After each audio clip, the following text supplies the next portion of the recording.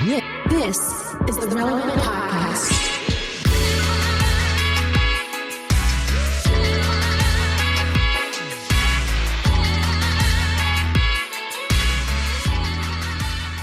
It's episode 1142, and it's the Relevant Podcast here in Orlando. I'm your host, Cameron Strang, and joining me from Loverland, Virginia, is Jesse Carey.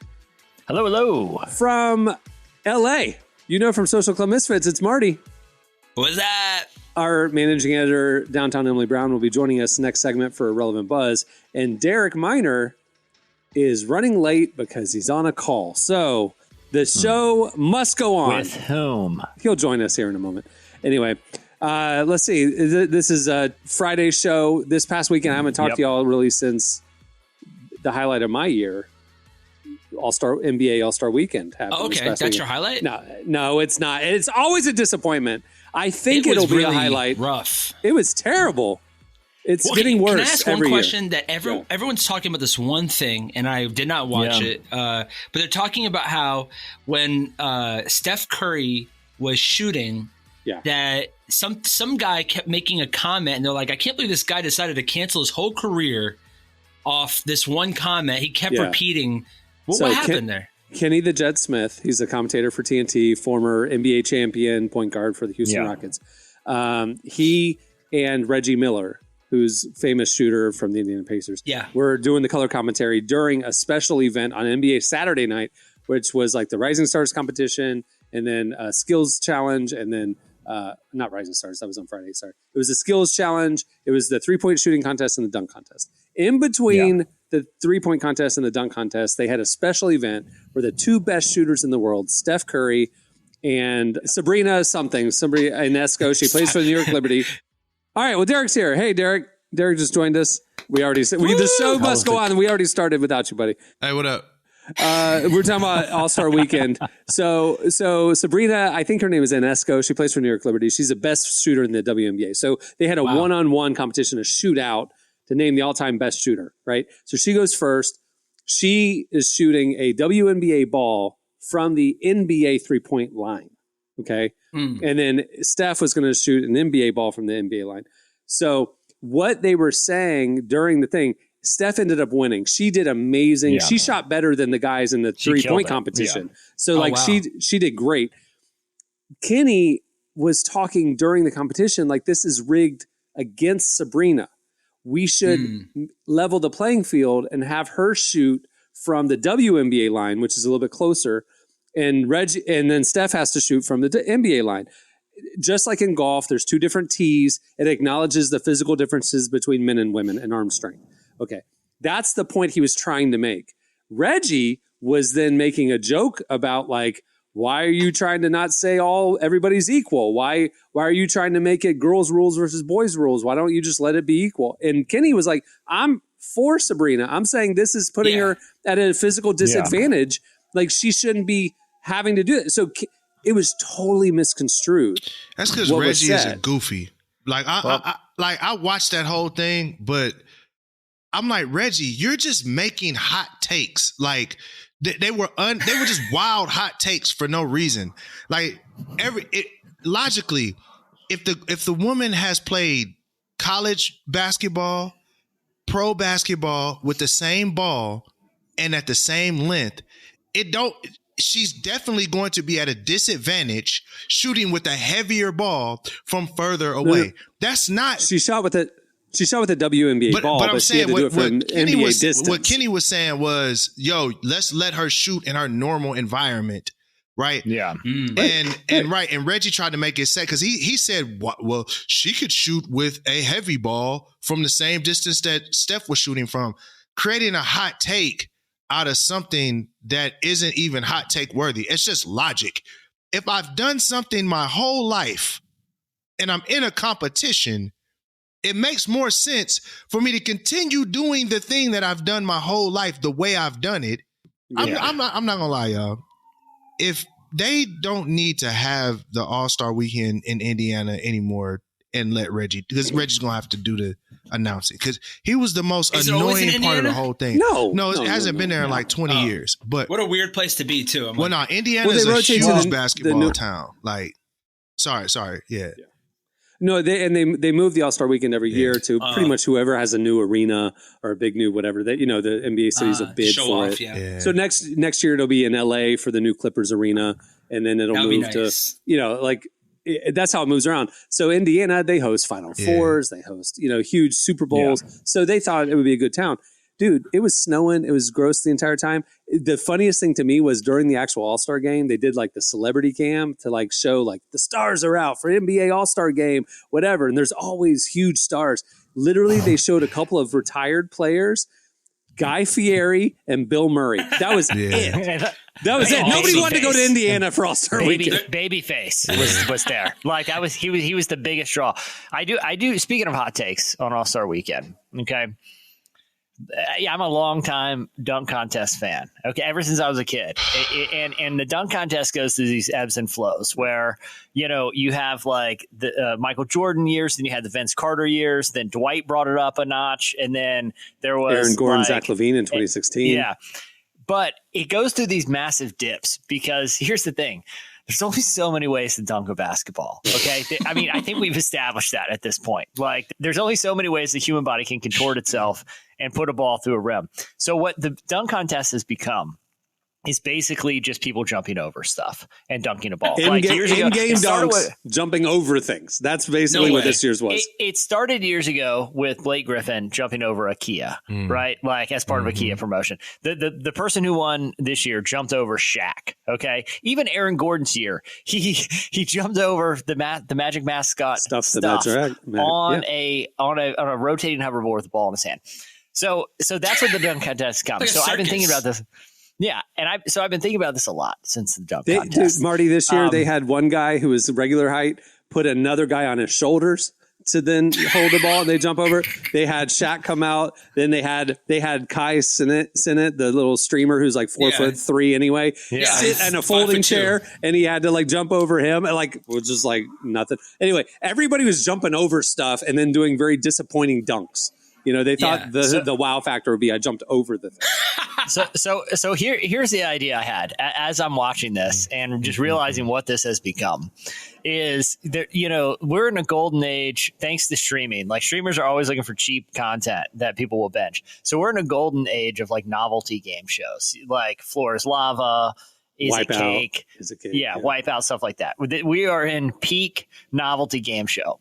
So I have an idea for a show that I want to sell to Netflix. Okay. It's called Will They Make It? And here's the premise of this show. The contestants are just random people, okay, that apply to be on a game show. Right. And each round, those people have to jump over stuff. And if you make it, you go to the next round. It's last person standing. So here's some stuff you jump over.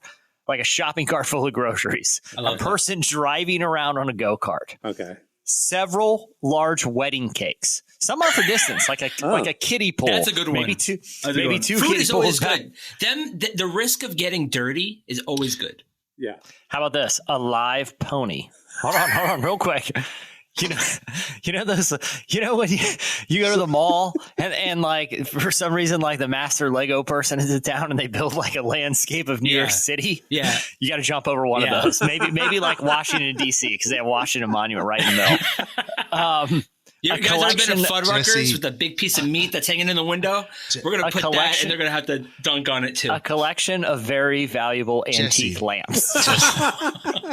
Jesse, we literally cannot do this because you're going to injure of somebody. Like, bro, like that's the whole point. The reason why the All-Star game is trash, and the reason why all this stuff is trash is because everybody's on a break from their season. Like, I think these players would much rather just be at the crib and just chilling. Mm-hmm. I think the way you fix the dunk contest is you put street dunkers in it. Yeah, the Instagram dunkers. Like dudes that's how you fix it. And I agree. Just like non-NBA players do, because I do NBA like players the idea of the Antique Roadhouse combining with All-Star Weekend. And, it's like, hey, this is a $20,000 antique that you now have to dunk over. Blake Griffin. Like a grandfather clock. That now, but what about even just All-Star Weekend aside? What do you think of this game show? Would you guys watch? Without a Will doubt. they make it? Oh, without a doubt. With street ball Without a players? doubt. Yeah. Because that would be fun. No, 'Cause then just you have to random. judge on the. No, you're still. These are random. He's not going to say you have to dunk it after. He's just saying, can you jump over it? Jump Regular people over it. jumping over There's no things. dunking. There's no dunking. That's even better. Yeah, for sure. For sure. There's no set either. It's just an open warehouse. Regular Joe Schmoes. It's just open Regular Joe Schmoes too. Just like me, us four should be on the first show. That's what I'm saying. 100%. It's like Floor is Lava. Floor is Lava is just random groups of friends. Yeah. And the show set is just like a small sidewalk runway that you just sprint down. And then there's the shopping cart with like live lobsters in it that you have to clear. At Publix, the little thing. A huge terrarium. The very end, like a tiebreaker, is we bring one of those small trampolines just to make it like one up it. So it's like, all right, now this is even higher. And this regular human has to jump on a mini trampoline. Here's the idea for that. It's like Who Wants to Be a Millionaire, where you every once in a while you can phone a friend, but you only can use it one a game. You get one mini trampoline you can use per game. I like it. That you can bring out at any point. Those mini trampolines, though, like that the dunk, during halftime or, timeouts, they'll have little dunk teams at NBA games. They'll run and they'll go off the little, trampoline to do crazy dunks, spins and flips and all that stuff. I was at a Magic practice at one point, and like the dancers and the mascot were practicing stuff, and they had one of those set up on the practice court. So they had the big pad, to fall onto, and they had the little thing. And I said, "Can I try it?" And they're like, "Yeah, it's harder than you think. You have to hit the angle right. Because what you naturally run up and you want to do, you're running full speed. You want to like jump on it with 2 feet. Well, the problem is it's angled back. So what you're going to do is you're going to bounce away from the rim. So what you have to do is like a skipping stone. You have to like jump and like ricochet yourself forward, but off the thing. Practice. Right. And so like the first time your knees buckle, I mean, it really is a thing because you got to get the feel for it. Yeah. Your body just collapses. So I did it. I was able to do it like at the practice gym, and like I didn't like do a flip or anything. I just got up like above the rim and like dunked it. It was crazy. But if you don't get the angle right, you're going down like imagine the show. The host wheels out like a couple big cactuses and just rolls around. All right, you're gonna make it. Like you can tap out now. Let's do this thing. It starts to become like Road Rules versus Real World type situations. And we have broken glass here. Oh, okay. No. Who can jump over it? Fire, guys. Like Jesse Scott with the walk of fire. It's like fire, and then they had to jump over that. I like that one too. I mean, I'll be honest with you. I would have enjoyed watching the NBA mascots do a dunk competition more than I enjoyed that. I think that's cool. This year. And then they take off the mask. It's like, who is it? The masked singer, the masked dunker. Cameron, you know Mark Burnett pretty well. Mm-hmm. Can we get him on and I can pitch this idea? He is the competition reality show king with Amazing Race. And we can do it. I spent literally minutes thinking about this. So one round is a classically trained elderly cello player just sitting calmly playing cello, and you got to clear him. Will you make it? Will you? Man, it's going to be that. I like it. We're just going to call that show Injury. Just call it Injury. Don't call it Will They Make It. Call it Injury.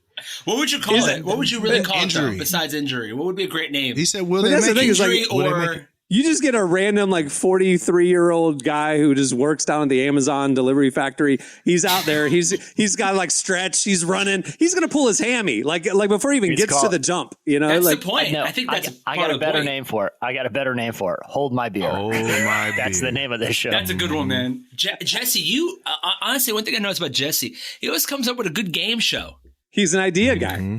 He's an idea guy. Don't ask for the execution because I'm not prepared. Notice in this, he asked me to ask a producer to follow up on it. Not that Jesse's going to. Cameron. Call him now. I don't have time to do that. I'm generating ideas. You're too busy. I don't see what's.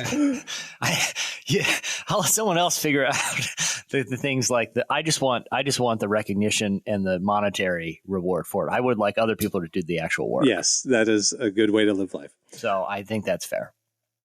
Well, we have a great show in store for you today. Coming up later, we talk to pastor, author John Mark Comer. It's one of our favorite faith leader guests. He has a new book out that we talked to him about. You don't want to miss that. Also, at the end of the show, we have your feedback, but we did a curveball that you don't want to miss. But stay tuned right now. Emily joins us for Relevant Buzz.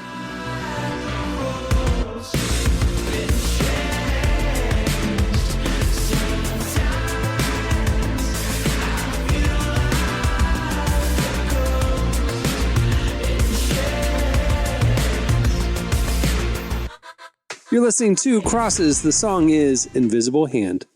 Today's podcast is brought to you in part by Mercy Ships. Globally, 5 billion people lack access to surgical care. In sub-Saharan Africa, there's only one surgeon for every 200,000 people. Mercy Ships provides free, life-transforming surgeries for people who have little to no access to medical care.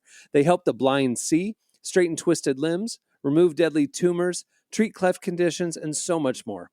With state-of-the-art hospital ships, they provide safe surgery to children and adults living with treatable conditions, and it's completely free of charge. They do all this work with an all-volunteer crew of professionals who donate their time and talents. Surgeons, stewards, nurses, engineers, and more make the world a better place. Your donation today provides free, safe surgeries to people in desperate need of help. All gifts are matched, so please donate today at mercyships.org/relevant. Okay, it's time for Relevant Buzz. Please welcome to the show our managing editor, Downtown Emily Brown, to tell us what's happening this week at the intersection of faith and culture. Hey, Emily. Hey, y'all. What's going on this week? Oh, show them. Show them. Oh, it's not. Show us what? It's not lit up, but I'll put it on my wall. She got a neon sign. Hey. Oh, wow. Very cool. Love it. For those who can't see it, it says Madam Web. She got a neon sign that says, "Hey, y'all." Yeah, I was going to say it's a neon sign of, ironically, there's a new bar in town called Hey Y'all. But she happens to have a new neon sign. She just ransacked it, yeah. No, I have a sign on my wall that says hello. And Cameron makes fun of me for it all the time because it's on the wall that, like, when you leave my apartment. And so he's like, it should say goodbye, not hello. But as you're going out the door, she has a sign that says hello. And it's like, as you come in her apartment, you see nothing. As you leave her apartment, it says hello. It makes no sense. I was like, maybe you should just add another Hobby one Lobby and say hello, did not hello. have a goodbye sign. They only had the hello sign when I was buying decor. I was kind of blame it on Hobby Lobby. So this is how it went. It was staff meeting yesterday. I was like, well, maybe you could get another one and could say hello, hello. She goes, no, that's Jesse's greeting. I should have one that says, hey, y'all. So I go on Amazon. They have, hey, y'all neon signs. And I was like, it's perfect. You could put it right there. It'll be in your background. And then when you're sitting on your couch and you're watching TV and you have the guys over, and be like, hey, y'all, like, come join me on the couch. It's all greeting. Hey. I'm about to go on Temu and find me a what up, though, neon sign. Exactly. I know they got one. Look, have you guys bought anything since that last convo last week? Because I've been looking. They got me. This things take time. This hat that I'm wearing, I got on Temu. $2. I bought like $70 worth of stuff, bro. I ain't gonna hold you. It's gonna be outrageous the amount of stuff you're gonna get there. You got 70 things for $70. Yes, it was ridiculous. It is an online dollar store. That is what Temu is. Yeah, it got me. It's crazy. It's like, I wonder about, I need some new slides. Let me check out this. Right now, they're selling the Trump shoes on it right now. The gold ones, they sell that on Temu. They're like $100. They're just the fake version of whatever I they saw have. someone call them the Jan 6, and I thought that was really funny. The January 6s is crazy. All right. All right, what do you have, Emily? What's going on? For clearing police barriers. Jumping over the police barriers. They help you jump. Straight up, I was gonna start adding to it, but I'm like, I'm not gonna. I'm like, Emily has to do her thing. By the way, that is a round in the upcoming game show. Hold my beer. Yes. I was gonna say that, and I was like, I'm not gonna take away from what Emily's about to say. Emily, I came up with a game show idea called Hold My Beer, where average people have to jump over stuff. That's the game. And so you wear these shoes, you jump over a barrier, a steel barrier, like and try and dunk. I like it. Yeah. This is terrible. Right. This is awful. Wait, the January 6th available now, only $3.99. Before we get going, we do also have to address one thing. Marty and Jesse, did y'all plan to match today? Yes, we did. We texted, we took. He was supposed to wear a hat. He wore a beanie, and so he had to improvise. He wore a teeny weeny beanie. Yeah, he said that he had it like it's a big full size beanie, and he had it like the tall way, and that all of his Gen Z coworkers are making fun of him for looking like a 2000s PacSun mannequin. So he tightened it up. Yeah. So he tightened it up. If I saw you in the wild, I would avoid you.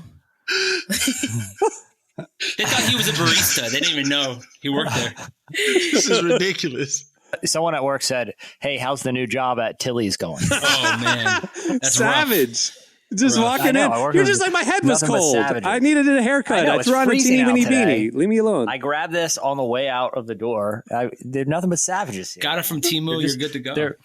I'm older than most of them by 10 to 15 years, and they bully me. How does that work? It's great. All right, Emily, what's going on this week? Yes.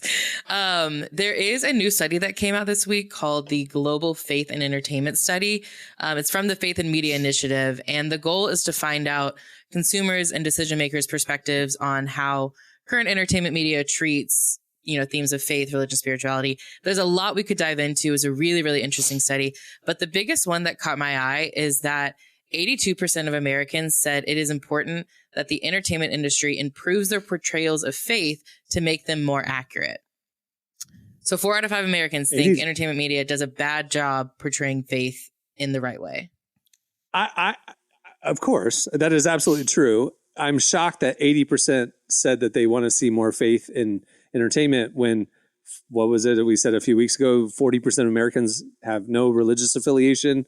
The nuns, so it's like, it's interesting to me that like people who say they have no faith affiliation want to see more faith in movies. It's strange. Well, so that is a good point. The study, it did talk to people like religiously affiliated people, obviously like Christians, Jewish, Muslims, but they also talked to the the non-religious affiliated. So it spoke with nuns and atheists and agnostics. So they could also be arguing from their side of things like, well, we want the way that Christianity is portrayed, that's not our experience with it. So they're kind of on the other side of the coin saying they want to see it more negatively portrayed in media. Yeah. I got it. Yeah. So it's kind of but basically everyone mostly agrees what's on TV now is not accurate one way or the other.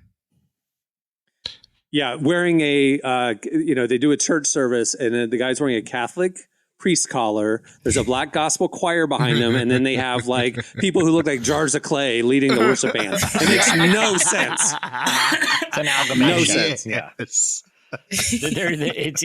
They're casting a wide net here. Yeah. That's the whole goal. It's a potpourri of religion. Yeah. All right. What else? Last week, Cory Asbury shared a really powerful and vulnerable story on Instagram. It's the true story about what inspired his song "Only Jesus for My Pain." And it's just not the story that you would expect from a Christian artist, I'll say. We've got a clip of Cory telling this story, and here it is now. Bad kid growing up, I was doing all the bad stuff. I was drinking, smoking, girls, the whole deal. And I didn't really get saved till I was 19, so I did all this stuff when I was a kid. And started smoking weed when I was 13 years old or something. I got real bad back pain sometimes, mostly from stomping Zach Williams in basketball. It kind of hurts afterward, A chiropractor, my doctor guy, was he's like, bro, you need to try marijuana gummies. And I was like, my G, that ain't for me. I did that stuff when I was a kid, and he was like, no, trust me. So many people that I know were like, nah, man, I don't want to do it. Just try it. I'm real analytical in my head. And I just think I have to try everything, right? And I've tried so many things for my back and nothing's ever worked, right? So one night I get these gummies. I don't know what they were. I think there was 50 milligrams or something, which apparently is a lot. I didn't know that, but he was like, take 3/4. I was like, all right, bro, sounds good. So I take the gummy. I don't even tell my wife that I took it. And we're watching The Office. And all of a sudden, just everything is so funny. I'm just dying laughing. Everything is so funny to me, dude. And she looks at me, she's like, you took the thing, didn't you? I was like, yeah, I did. And then I go to the bathroom, and in our bathroom is kind of a pattern like this on our, the tile or whatever. And I'm looking at the tile, and I'm sitting down to pee because I'm I don't even know what's going on, bro. Already I know something's wrong because I'm sitting down to pee. I see y'all, man. I see that face. I see you. I'm sitting down to pee, which was a red flag to begin with, dude. And I'm looking at this tile, man, and I don't know if y'all ever experienced anything like this, but I got stuck in the tile. Like, I was like so confused. I was like freaked out. And all of a sudden I come out of the room and it's dark, like it's nighttime, you know? So out of our bedroom is like a hallway, right? And the hallway is super dark because all the lights are off. And this is where it got bad, like it got real dark at this point. I looked out into the hallway and I felt like, I don't know how to explain it other than this, I felt like I got sucked into the darkness for an eternity. Like legit, it felt like forever. It felt like my entire life played out before me, like the worst anxiety and fear and like, I don't even know what to explain it. I don't know how to say it. I was so scared and I was freaking out, like just freaking out. I was crying my eyes out and I had anxiety. Like I felt anxiety. I was so scared for the rest of what was happening. And I looked at my wife and that was in the middle of her dealing with that postpartum depression and anxiety. And I looked at her and I was like, I know how you feel now. And I kept saying over and over, I just wanted it to work. I just wanted it to work, man. I just wanted it to fix me. I just wanted to feel better. I just wanted it to fix my body. I wanted it to fix the pain. And I wanted it to fix me so bad. And in the middle of it, it did not fix me. In fact, it made my life considerably worse. All of a sudden, something hit me. I just kept saying, only Jesus for my pain. Only Jesus for my pain. He's the only one that can touch it. He's the only one that can either fix it or not fix it. See, here's the deal. I might get healed. I might not. But Jesus is right there with me. He's in the middle of it with me. He's walking with me through the whole thing, you know. And I was crying my eyes out saying, only Jesus for my pain. And like this little song just came to me. I was like, oh, dang. It was a revelation. It was crazy. And we just wrote this song. I never shared that because... I never heard that. Yeah, most people would be scared. They'd be like, okay, this guy definitely is not Christian. I get canceled all over the place. Hey, you know what I appreciate about Cory is that at least he was honest enough to tell that story. Like you never hear that because we're afraid to be that honest. That's why we wanted to bring this up. It wasn't, what do you think about medical usage of marijuana or THC? That's not the point. The point is his transparency and vulnerability. And he said several times, as you heard, listener, you know, like during the thing, like self-deprecatingly saying, I'm going to get canceled all over again for this, you know, just being honest about the story. But he's like, this is my truth. And this is what led me to this song. And I love the transparency. I wish more people would be honest about that real human element.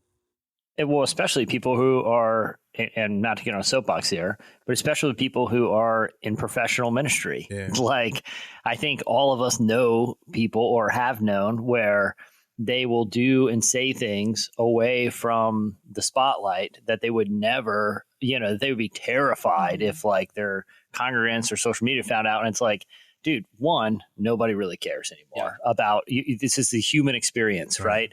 Like because it creates like fake, it creates this like fakeness that isn't authentic to not just that person, but what it's like to be, you know, a follower of Christ in the modern world. Like, at least it's like, hey, can we just destigmatize a whole bunch of stuff that we know everybody deals with or you know, behind closed doors will kind of talk to their friends about? Like, you know what I mean? Like there is this, like that whole industry has created this unintentional two-facedness because I think a lot of people feel like there's monetary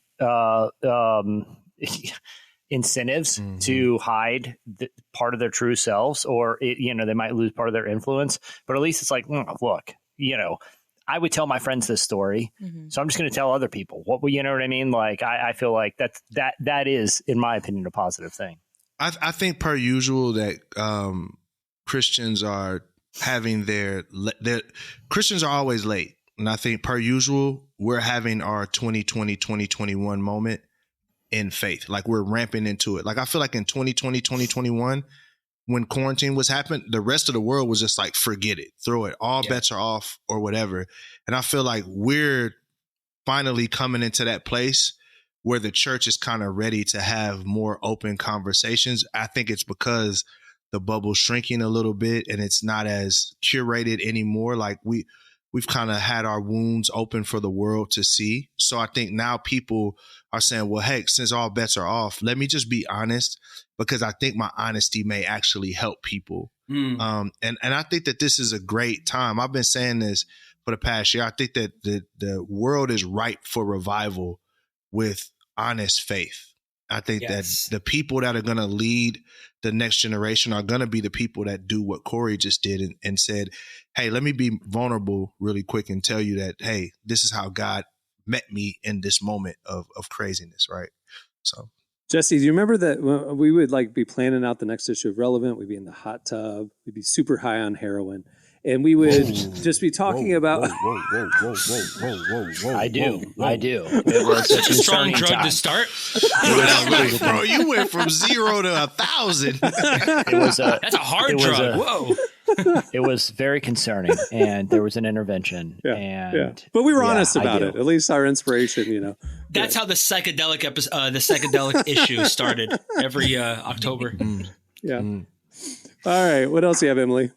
Last thing, super quick. If you are a fan of 2010s indie pop, get excited because Vampire Weekend has dropped not one, but 2 new songs from their upcoming album, Only God Above Us. All right, Vampire and they'll be Weekend. heading out on tour later this spring. And Cameron was actually telling me their first tour date, they're doing something really interesting. So I was listening to, they have a show called Time Crisis with Ezra, whatever his last name is, on Apple Music every Sunday, right? And so I just happened to be in the car listening to it on Sunday, and they were talking about this album, this release, this tour. Well, their first date they booked is April 8th? 4th? 8th. April 8th. Because a couple of years ago, they looked at the calendar knowing that they would be releasing, a new album around now, and they were thinking about touring or whatever. And Ezra's 40th birthday is April 8th. It just coincidentally. It was one of the band members went to the last solar eclipse, like out in Utah, where you could see it totality. And he said it was like life-changing for him or whatever. And so they just on a whim in the tour bus one day looked up, when's the next total solar eclipse? April 8th. Wow. They looked at the path of totality. It goes from like Vermont down to Austin. And they decided to go on every city during the path of totality and look for an open air amphitheater. And so they found one in Austin, the Moody Amphitheater. They booked it for Monday at lunchtime. And that's when the solar eclipse is happening. And they are literally going to be playing a show at like noon, open air amphitheater.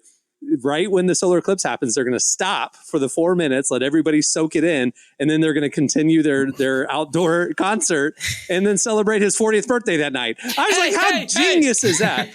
Can I ask you this? Yeah. Were they hanging out with Cory Asbury when they came up with this idea? I love to listen to A-Punk while watching the solar eclipse. Best idea. We need to figure out when the next. It was interesting to me is like they were very intentional that the new music that they're making and the music that they'll be playing leading up to that moment, and like they've really thought for years about this experience that they want to create. And I think that's interesting as an artist. I was like, we have 2 artists on this podcast. Yeah. It's like the foresight. He's like, man, if we had thought of this like 2 months ago, we couldn't have gotten the amphitheater. We literally planned this out 2 years ago. Yeah. And like envisioned the experience that we're all going to have together. I just think that's interesting from just a creative experience. 100%. That comes with the maturity to understand what you do and how. Like, I think when you're young, I'm not a fan of any artist that's under 21. I don't want to hear what you have to say. Nothing that you could say. Well, Olivia Rodrigo just turned 21, so she can now fall into your I don't even, catalog. I mean, she the guy she writes with's like 40, so she's good.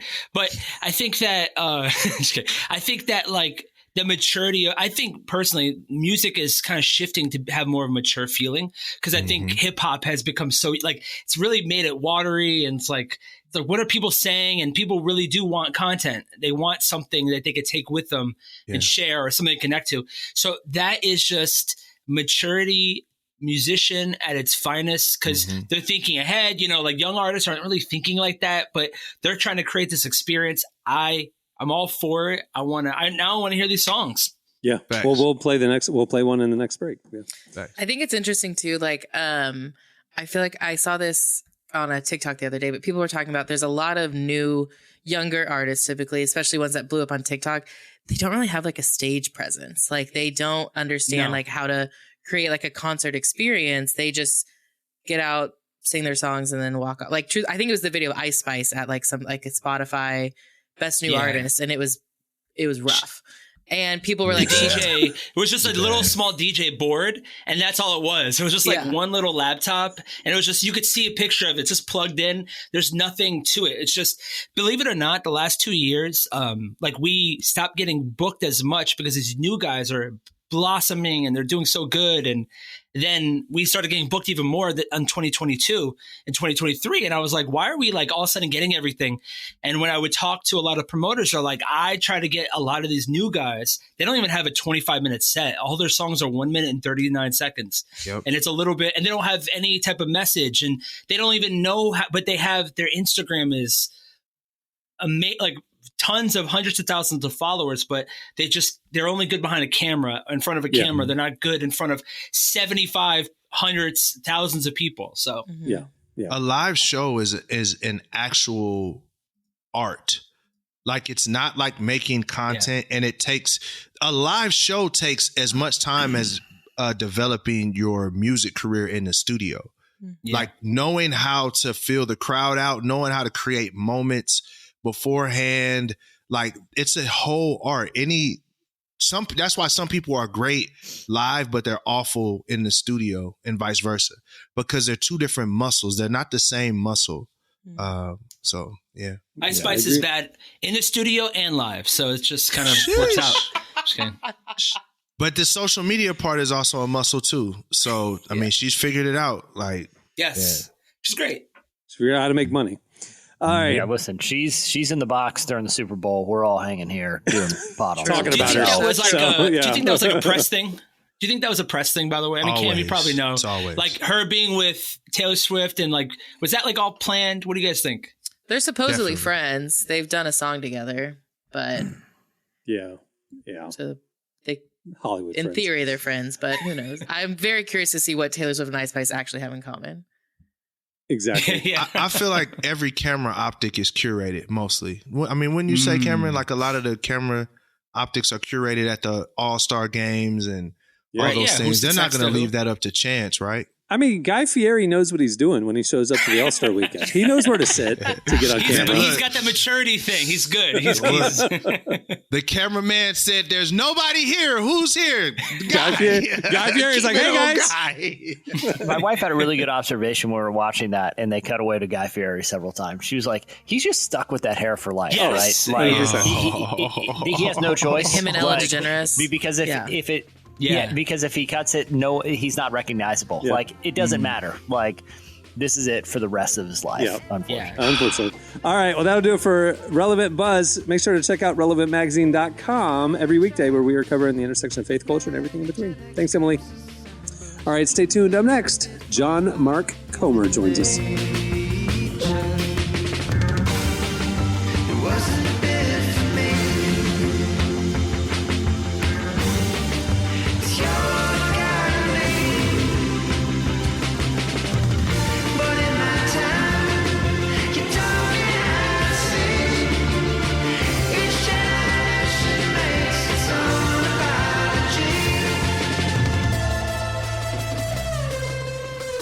You're listening to Vampire Weekend. The song is Gen X Cops.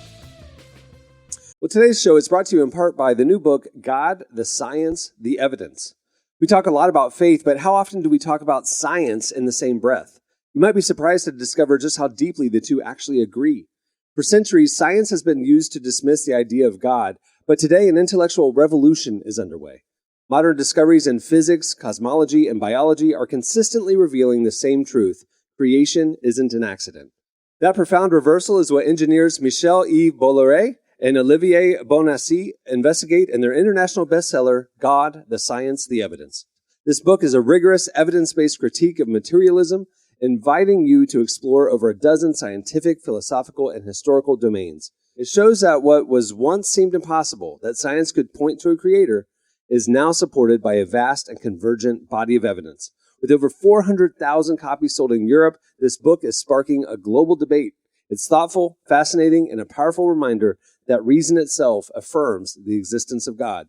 Learn more and find out where you can purchase your copy today by visiting godthesciencetheevidence.com. Well, our guest today is John Mark Comer. He's a pastor and author of books like The Ruthless Elimination of Hurry, and his latest, which just came out, Practicing the Way. We talked to him about the importance of discipleship in our spiritual journey and what we often get wrong about discipleship. Plus, he shared a few practical steps we can all take to become more like Jesus. That's a good goal. Here's our conversation with John Mark Comer.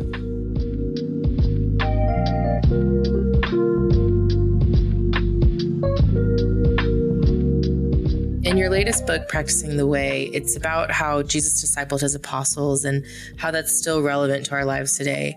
What was it about discipleship that piqued your interest in the first place?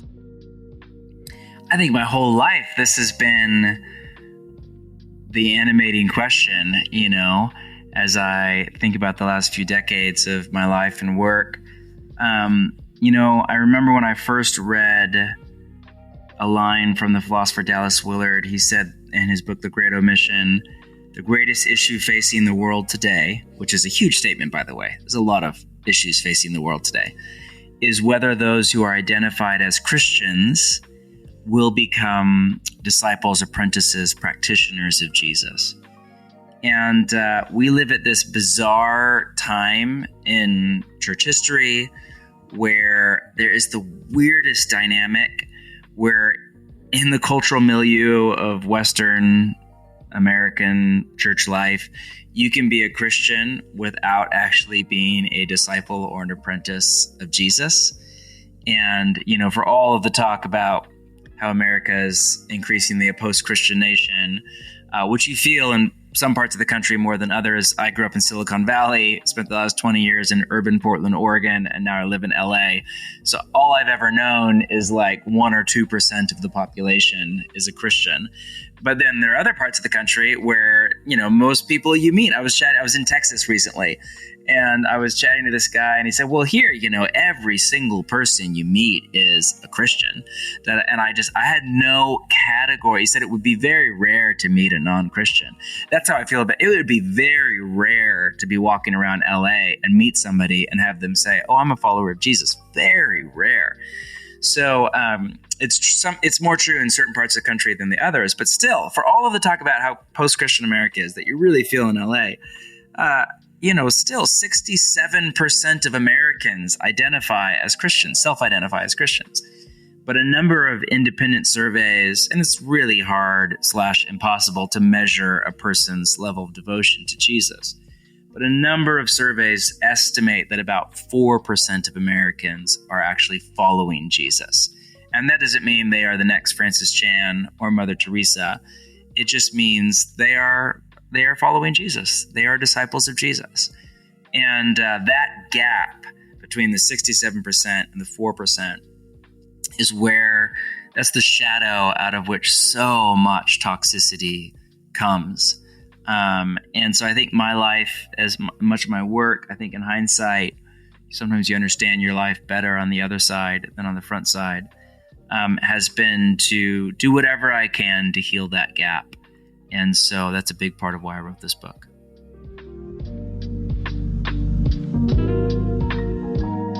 Those statistics are shocking to hear at first, but when I think about it all, it kind of makes sense because it's essentially the difference between someone saying they're Christian and someone actually living their life after Jesus, right?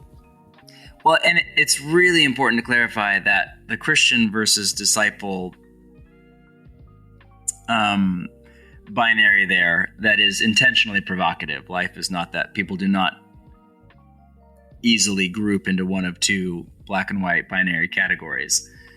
Certainly I do not. But even if you were to, it's not a measure of spiritual maturity or even of certainly not of moral superiority. It's a measure of spiritual devotion. So if you look at the disciples of Jesus in the four Gospels, especially early on, they are walking train wreck half of the time. They are narcissistic and violent and arrogant and selfish. I mean, they are not the saints, but they left everything to follow Jesus, and they were literally walking behind Jesus and stumbling every 3 minutes, but walking behind him and listening to him and learning from him and trying to be like him. And that's the measure of a disciple. It's not the level of spiritual maturity or even moral development. It's the measure of kind of lifestyle commitment to apprentice under Jesus.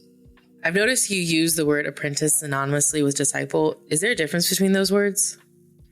No difference, just a different English translation of the Greek word. So the Greek word that was used by Jesus and the gospel writers and Paul and the New Testament writers is mathetes, and it literally means learner.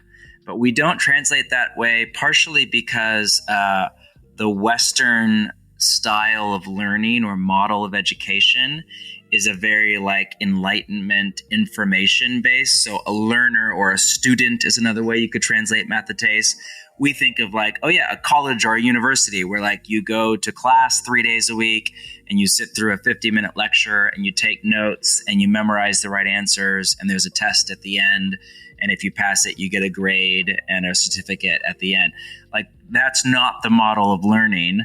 The model of learning was more like apprenticeship. Not more like, it was apprenticeship, just like a plumber is an apprentice or an electrician or even like a medical residency where they're learning a skill, not just a body of knowledge. They're learning like how to do heart surgery or how to, set a broken leg. It's an actual embodied skill, not just a set of knowledge that you pass or fail on a test to move on. You actually have to know how to open somebody's heart up and repair a broken valve and put it back together.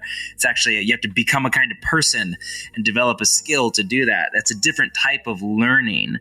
And so learner is the most literal translation. Most English translations of the Bible translate it as disciple, which is a beautiful word, but it's not a word we use a lot in our culture. And so there's two reasons that I like the translation of apprentice, and that's the one I use mostly. One is because I think that apprenticeship is like following Jesus. The model of learning is an apprenticeship model, and it gets us out of that kind of Western evangelical information-based model. Discipleship is learning Christian doctrines by reading a book and listening to sermons into a holistic life, body-based being with Jesus, becoming like him. And the other reason is, I think, on that note, because disciple isn't used anymore, discipleship isn't used outside of the church, we import meanings into it that aren't actually there. So, for example, most people think that discipleship is when older, wiser Christians meet one-on-one or one-on-3 or one-on-12 with younger, newer Christians and, quote, disciple them. And I think that is a gross misreading of what the word means, what it meant in first century context, how Jesus used it. Jesus did not invent discipleship. That confuses Jesus and the 12 and what he did with the apostles with what he did with his disciples, which was a much larger group of people, at least 120 of them, men and women. And so there's some reasons there that I like to use the word apprentice, because it makes you stop and think, wait, what? What is he saying? Does he mean? Does he not mean? And so that's why I use it.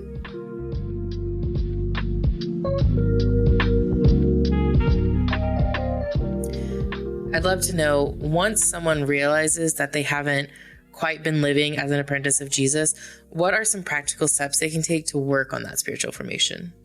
We all start from different places, so there's not a generic answer there. There's a couple principles.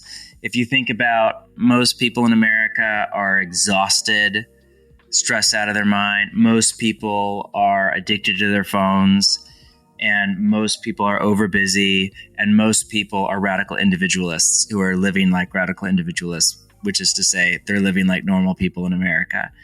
And so a couple of entry points that are the necessary next steps for the vast majority of people, but not all people, would be to combat the exhaustion, would be to begin with rest, to begin with the practice of Sabbath, which is, we could talk about that for hours.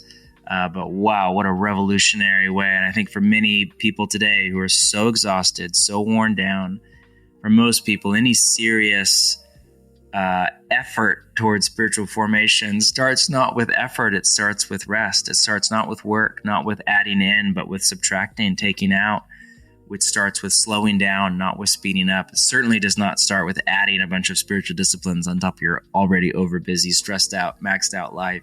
It starts with Sabbath.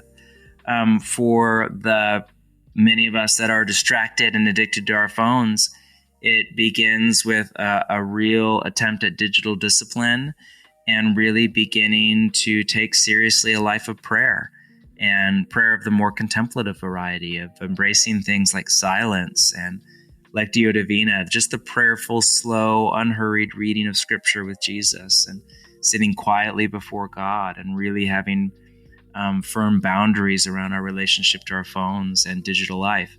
For the radical individualist in all of us, it starts with most of us with, unless if your church is very, very, very small or you're in a house church, with saying, Sunday worship is just a beautiful and essential thing. But to really be spiritually formed, we need to begin to foster small scale relationships that would be more church around a table, in the sense of like a community of people doing life together around a literal table, and just those 1 or 2 or 3 or 4 at the most really close relationships, long-term, deep, vulnerable relationships where you can confess your sin, you can bear your burdens, you can share your soul, you can know and be known, you can love, you can forgive, you can be hurt and grow through it, forgive and return. Those kind of deep, vulnerable, beautiful, hard, difficult, rewarding relationships are the next step. And most Americans, 50%, 54% was the last study I saw of Americans have no intimates, no people that know them deeply. And so for at least 54% of us, that's the next step. So those are a couple of big categories that come to mind: Sabbath, prayer, and rhythms of prayer, and deep relationships. But again, there's no formula to follow. There's no list of to-dos. There's no boxes on a to-do list that you need to check off. Those are just some very common next steps. I think the key for people listening is just, what's the next step for me? You discern that in prayer and in community. What's the next right thing that God has for each of us?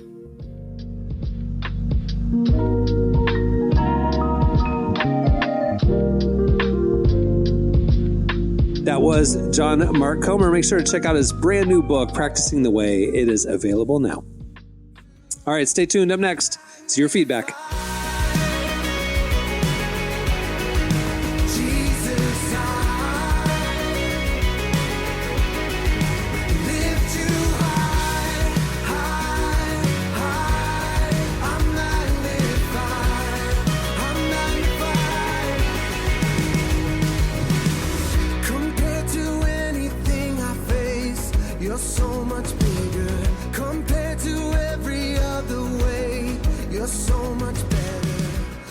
You're listening to Mac Brock. Song is Magnify. Well, today's podcast is brought to you in part by the new book, Confessions of a Christian Alcoholic. Author Jonathan Seidel knows firsthand how even believers can get stuck in shame and destructive habits, especially when it comes to one of society's biggest obsessions, alcohol. In Confessions of a Christian Alcoholic, he details his spiral into disordered drinking and shares the 4-step process he eventually used to break free. There's hope for alcoholics who become Christians and for Christians who become alcoholics. Find Confessions of a Christian Alcoholic wherever books are sold. What if you could change a child's life with just $10? Right now, thousands of vulnerable children in East Africa are suffering from jiggers. It's a painful, preventable parasite that burrows into their feet. Soul Hope is the only organization treating it through foot washing, medical care, and durable closed-toed shoes that protect kids long after treatment. $10 may not seem like much in today's world, but when we come together, those small gifts add up to big change. Join the 10 for 10 campaign. $10 protects 10 small toes. Visit soulhope.org/10 to give now. One small gift makes a big difference. Again, that's Soulhope, SOLE, hope.org/TEN. Okay, it's time for your feedback. So last week, we asked you a totally different question than what we were about to bring. We asked you, we were talking about those shirts, and we were talking about boating guys. And we asked you, what is the thing that people get into and it becomes their whole personality? The responses were so boring and uninteresting. We decided to completely ask a different question on social media this week. So Emily tweeted out a couple days ago, what's the best prank you've ever pulled or experienced? Wow. You guys hit us up. You guys replied. And here's a few of our favorites. So Anodylus says, we were mad at our homeboy decided to go on a date to the movies instead of kicking it with us. So while he and his girl were in the movies, we wrapped his entire car with plastic wrap so that they couldn't get into the car when they got out. We wrapped it thick too. You guys are menaces.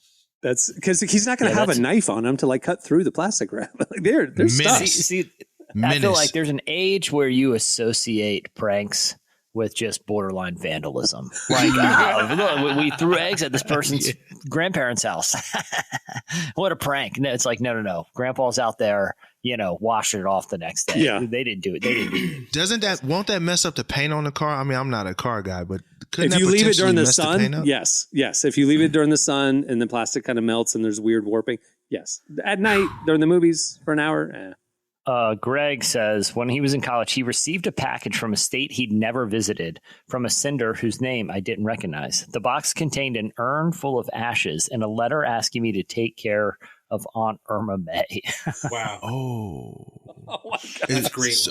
Guys, as long as it doesn't hurt anybody, he just assumed it was a prank. He just assumed it was a prank, not a postage. Steve Noel just says invalid. Our question is invalid. There are no good pranks, and I'm leaning on the Steve Noel side of things. Steve was pranked hard, probably. Hard. He's got some trauma wounds from some childhood or youth pranks. Yeah, for sure. Yeah. He had his house vandalized, and he doesn't. Or his pants were pulled down in front of the school or during an assembly or something.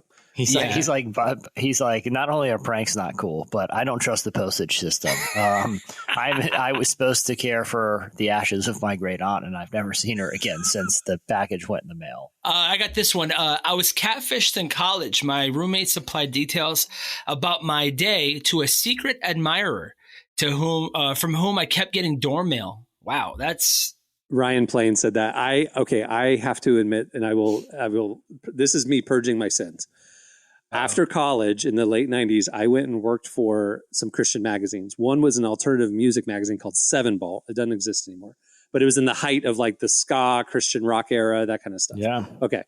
One of the things they did, because this was like 98 to 2000 that I was there, pre-social media, really kind of early days of the internet.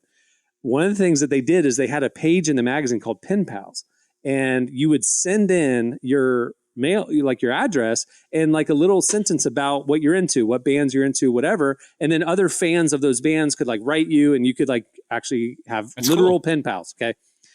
So after college, I'm there and I see this, and 1 month we didn't have enough to fill the page. So I decided to fake a few. And I put my ex-girlfriend in there, said she was super into ska and all this stuff, put her actual address. And other college friends too, that I thought it'd be a funny prank, forgot to tell them, because, with magazine publishing, you send it off to the printer and it's like a month later before people get it. Totally forgot about it. Didn't keep in touch with her. Found out from a mutual friend 6 months later that Sarah could not figure out why she was getting all these people who are ska fans like emailing her. Did I know anything about it? And I was like, oh my gosh. You doxed her. Dude, I totally didn't know. I forgot. Version. I did it. It was great.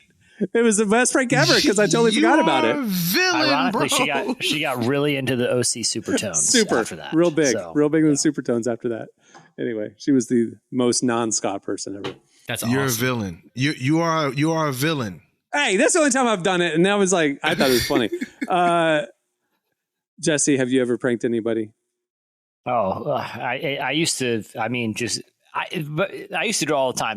A lot of times the elaborate ones aren't the most funny. I remember one time, I think I told the story. I was in a work fantasy football league, and the one of the guys in the league was older. He was like so it was people you work with, so it's all ages.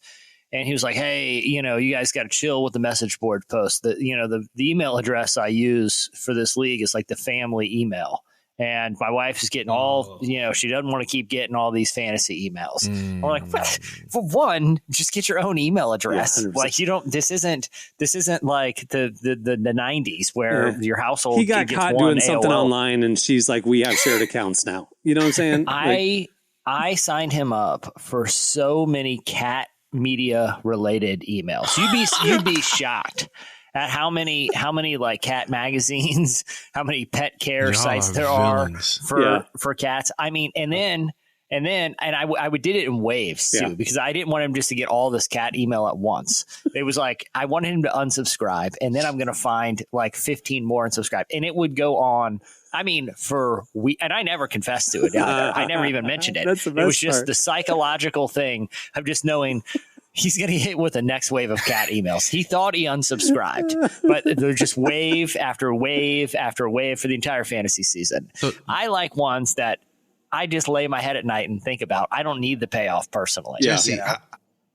How long did it take you to sign up for all of the emails? Like, how committed did you have to be? I would do it at night while watching TV.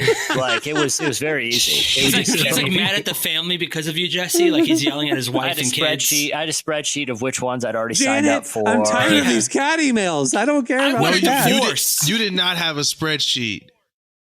I couldn't sign up for the same ones twice because they were already blocked. The other thing, I like somebody.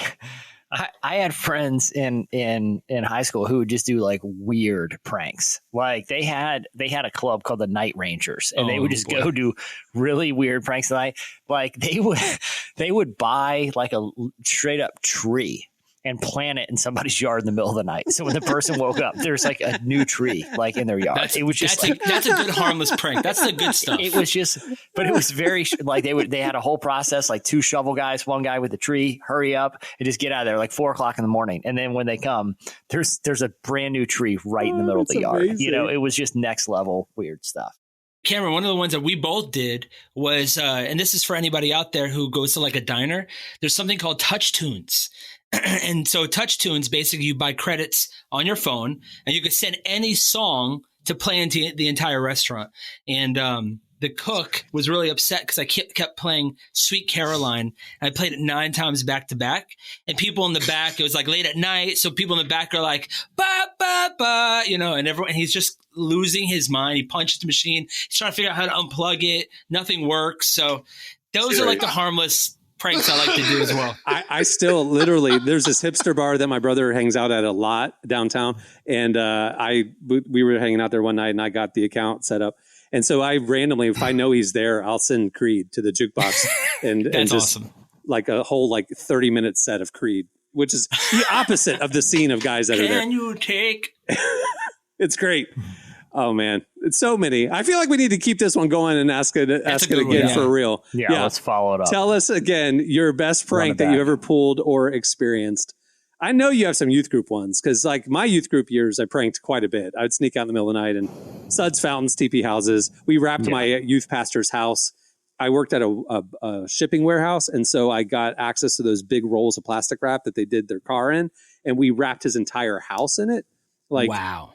Like he couldn't open any of the doors or windows because it was completely plastic. House? The house. Tragically, there was running around it for like an hour and a half with friends. We had multiple rolls going. It was great. You guys were probably dead laughing. I would have rang the doorbell just to see if they would like try to open the door. It was like July 4th. It was like July 4th weekend. And so their neighborhood had a thing where like, I guess the HOA or whatever put little miniature American flags in at the front of everybody's yard. We drove around and picked them all up in the dark of night and planted them all in my youth pastor's yard. So it was like a field of American flags. That's a good one. I like that one. Very patriotic. I loved it. High school pranks. That was my love language. But hate it now as an adult. So don't prank me. All right. Hit us up on X at Relevant Podcast and tell us the best prank you've ever pulled or experienced. And we'll read them again on next week's show. Well, before we wrap things up, I'm going to thank John Mark Comer for joining us. Make sure to check out his new book, Practicing the Way. You can also find more of that conversation over at relevantmagazine.com. Speaking of relevantmagazine.com, while you're over there, make sure to check out issue 114 of Relevant. It is available now for free. It is presented by The Covenant, which is available now on Apple TV. The issue has a great cover story with Brooke Lidgerwood, but we also have Rainn Wilson, Mike Todd, Need to Breathe, so many artists, so many faith leaders, so many great topics. You can check it out. It's all free. If you want the beautifully enhanced designed edition that looked like our print magazine, but like multimedia version, it's part of Relevant Plus. You can sign up for Relevant Plus and get the enhanced magazine. You can also get an ad-free version of this podcast, ad-free unlimited reading at relevantmagazine.com, and more. Plans start as low as $2.50 a month. Go check it out. Click the Relevant Plus tab at relevantmagazine.com. All right, on that note, we'll wrap it. I'm Cameron Strang. I'm Jesse Carey. I'm Derek Miner. I'm Marty. We'll see you on Tuesday. Have a great weekend, everyone.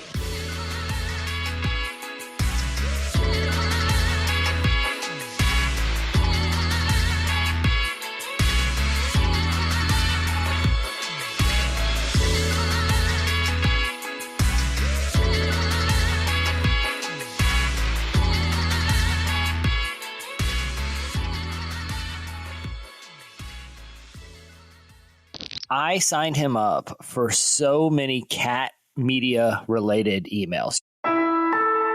Relevant Podcast Network.